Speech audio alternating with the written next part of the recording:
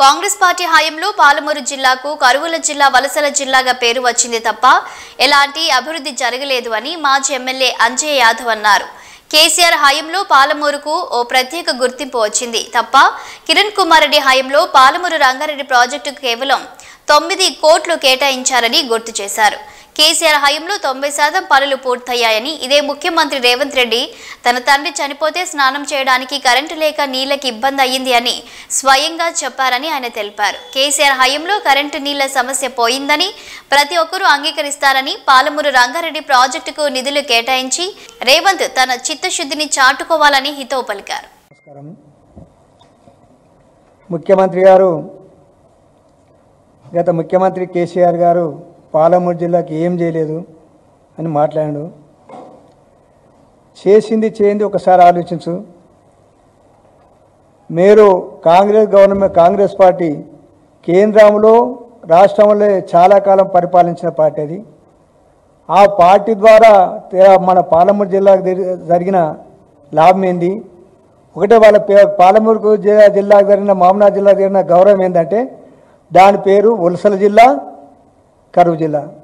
గవి ఉన్న ప్రాజెక్టులు పెండింగ్ ప్రాజెక్టులు అనే పేరు గవి మిగిల్చినాం.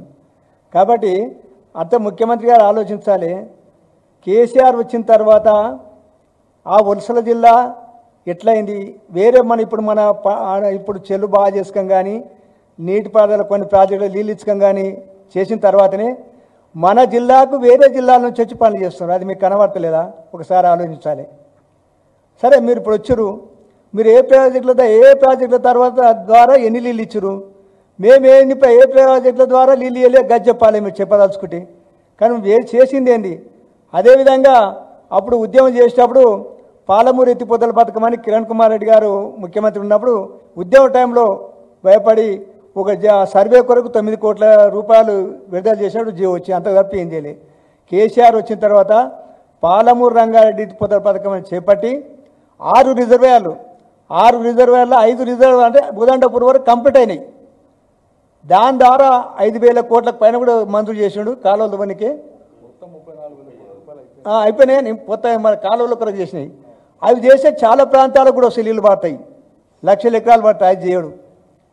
పాలమూరు ఆ 5 రిజర్వాయర్ బుదండపూర్ వరకు కంప్లీట్ అయిపోయినాయి.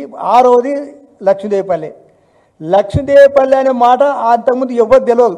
మా షార్నా ఊరు లక్ష్మీదేవిపల్లి, అది తెలంగాణ ప్రాంతంలో ఎత్తైన ప్రదేశం. ఆ ముఖ్యమంత్రి గారు